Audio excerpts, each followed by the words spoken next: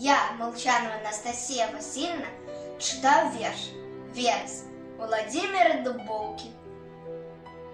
Ти ляжиш у мене на долоні, найдрібніша з квіток. Я питаюся сьогодні, чим ти вабиш нас гэта?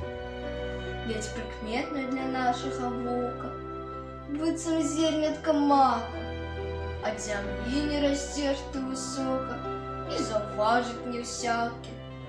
А коли расцветешь на узлесе, за красочку позже, хараством ты тогда опранешься, сапраўды неумірошым. Найдрабнейшыя кветкі ствараюць твае версы, пікнату, што гарыць не згарае у цудоўных кілімах.